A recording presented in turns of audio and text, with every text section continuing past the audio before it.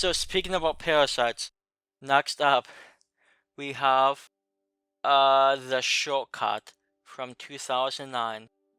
This is possibly one of the most, I guess you could say, unknown movies tonight. Not that it's particularly obscure. Uh, in a town, there's a shortcut that many people try to avoid because this crazy guy lives in a house, on a shortcut, and he, according to legends, he attacks people, he kills dogs. So this one guy who lost a dog gets some people together to go looking for his dog, and they encounter the horrors of the shortcut.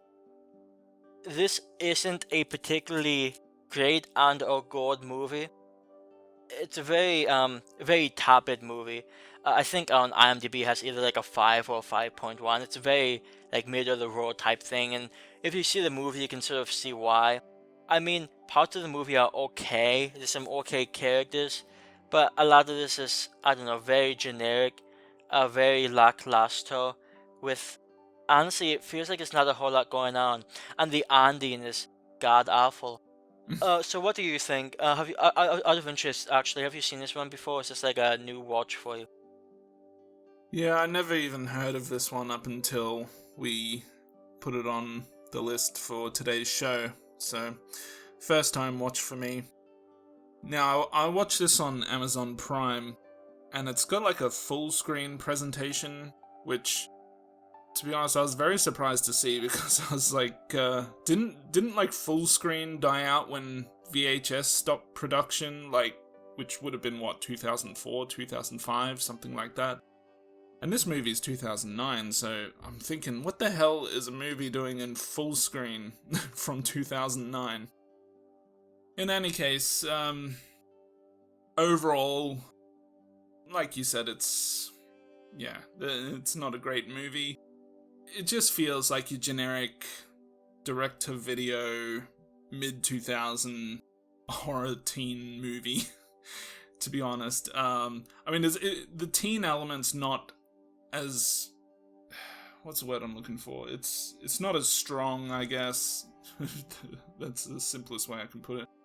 The teen element of it, like, it's not like a teeny bopper type movie, but it does center around teenagers, high school students, whatever you want to call them. I think there's a decent story to this one. Like, there's a decent idea, but I think the execution of it's just stupid. And with that being said, I don't think the story is like the most original thing ever, but at least it's, it's got some interesting points to it. But I think the worst thing it does with the story is that it's one of those movies that just throws in a flashback at the end to basically explain everything, and which just points to that it had a decent idea, but the writing of it is just not good. Yeah, they have like, I think, two or three flashbacks pop up throughout the movie, and none of them, aside from maybe the first one, none of them were like really that interesting. None of them were amazing, and the ones where the end was just, oh hey, that's a big shock. It's one of those things that I can't imagine most modern day audiences watching this movie and thinking, oh my god, and then, well, hey, there's another one. So, it just, I just, I don't know why they thought that would work. I'm not sure if they thought it would work. So it just comes across as somewhat weak. I think that's the biggest problem with this movie. It seems so weak, so tepid, so, I'm assuming this movie is PG-13. Yeah. This not like a whole lot here. And I actually liked some of the characters. I liked some of the ideas in the movie, like the one Jack character. I sort of like his introduction. He's the main character just walking down the hallway, and this Jack's like, "Hey, you I forget the main character's name, but you this guy." It's like, "Yeah, what's up?" It's like, "Hey, I lost my dog. Let's go find him, bro." I sort of like that. It seems he's actually a Jack character who I thought was a pretty okay guy. You could argue he's probably a slightly better character than no, I sort of liked the wise ass girl. I forget what her name was. But she was a dark-haired girl in the movie. I sort of liked her character. I thought she was so funny. But the Jack character is actually a pretty okay guy. Aside from the whole let's break into this guy's house to see if he has my dog. But I can understand where he's coming from. So it has interesting ideas, and it actually has some okay characters, but it just the final product just feels really tepid and just not really worth the effort. Yeah.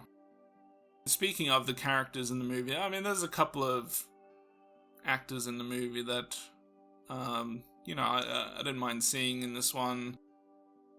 Dave Franco, he's got a bit of a smaller role in it. I never usually mind watching him in movies. Like, I get the feeling that he seems like one of those guys you wouldn't mind hanging out and chatting to, but he's got some weird eyebrow action going on.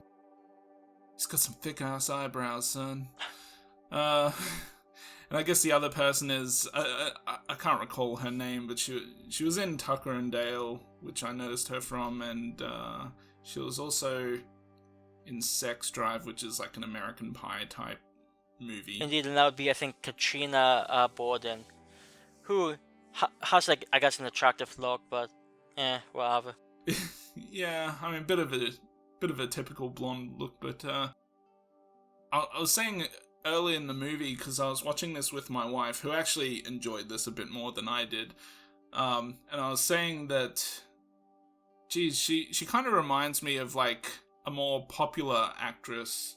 It took me a couple of minutes, and then I was like, oh yeah, I'm thinking of Christine Taylor. As soon as I said that, my wife was like, oh, she does not look anything like Christine Taylor. And then another half hour goes by, and my wife's like, oh, she kind of looks like Christine Taylor. I was like, yeah, see? And that kind of like main guy in the movie, like the main teen guy, he's kind of got like low budget Paul Walker vibes from him. I mean, his transformation would be complete in another 10 years if he ends up dating a 16-year-old, but there you go. I will say there was one moment in the movie where there's a little bit of tension, and that's when the old guy turns up to the Scooby-Doo place. What a terrible business name. Scooby-Doo. I mean, you've got P and Do in the name of your business. Yeah, I'm not sure if you're the hot dog or ice cream from that place, so. Yeah. He wants a dog. Keep it Scoopy. I'd probably quit my job if I was forced to say that shit. Yeah, so that was probably like the only little bit of tension that I picked up on in the movie. Everything else is just kind of, yeah.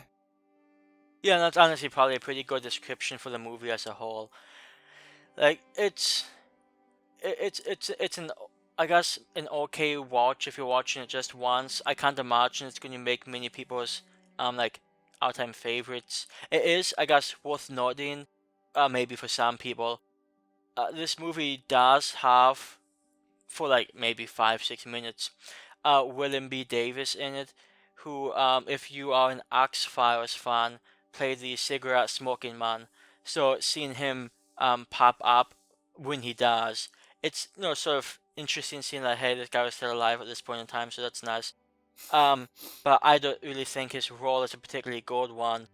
Although I do think it leads to maybe, I wouldn't say one of the best scenes, but one of the few scenes that actually stuck with me like a day after seeing the movie, where the guy gets his hand crushed with the sledgehammer. I mean, it looked somewhat fake, but hey, it still looked painful. I wouldn't want my hand crushed like that, so. Yeah. Well, let's put it this way. The main kick I got out of this movie was just one small moment in the movie where the kid's playing a video game as one of the Army of Two games, which just remind me of PlayStation 3. I have some good PlayStation 3 memories, and playing that game, I mean, it's not a great game, but it's, it gave me those memories of playing shit like that, and to be honest, it really has nothing to do with the movie. So, although the best part of the movie was something that doesn't really have anything to do with the movie. The character who was playing that game, leads to like just a horrible ending, which obviously I won't talk about. But if I feel like the ending, there's a few things leading up to it. You could sort of, if you were paying attention, you could sort of tell it was going that direction. And it just strikes me as ridiculous. These two people survive this ordeal, then something happens to one, and the other guy's like, "Oh, sure, whatever. I'll help you clean this up." It's like, oh god, like I thought it was such a horrible ending. Like the ending, like it might have been not a not a good movie, but it might have gotten like a high rating if the ending wasn't just so entirely shit. It was such a terrible ending. I just hated it. Yeah. Like that's the type of stuff that I just wished movies wouldn't do because they know that people hate it. Just don't do it. Like the movie, I'm not saying the movie would have been good without it, but endings like that seem to me just to be in the movie to, I guess, give it like one final, big move. And when it's done so pathetically and in a way that you can see it coming from like a mile, it just leaves no impact aside from hate. So I don't know. This movie's, I think, okay. I'm just going to give this a 6 out of 10. I had a fine time with watching it the first time many years ago. I had an okay time. I like some of the characters. I like some of the scenes. It's just not a great movie. It's definitely below average, but I didn't hate it. So I think a 6 out of 10 seems pretty okay. Yeah, I was tossing up between a 4 and a 5, and like I'll be generous and give it a 5, if only for the fact that it has Dave Franco and whatever the blonde girl's name is, and at least it's got a little bit of actor power behind it, I guess. So out of interest, I don't know who Dave Franco is. Is he related to James Franco? Yeah, he's James Franco's little brother. Huh. Interesting. Yeah. Beautiful. I did not know that. I guess, one question.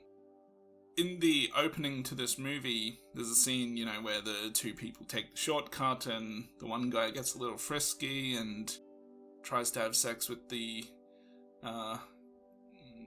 lady that he's with, and she basically turns him down, and after some rapish type action, he doesn't get what he wants, and he goes away, and then this little kid comes by.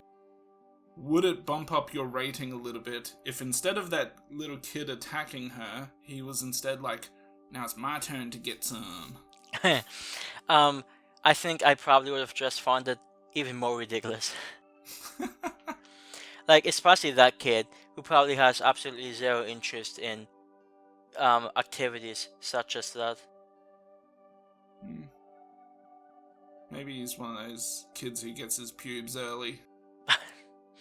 Well, I think I'm not. I don't know if he was a sociopath or what, but I'm not sure if that would be his main goal in life. Well, it will be at some point. Well, you would hope so.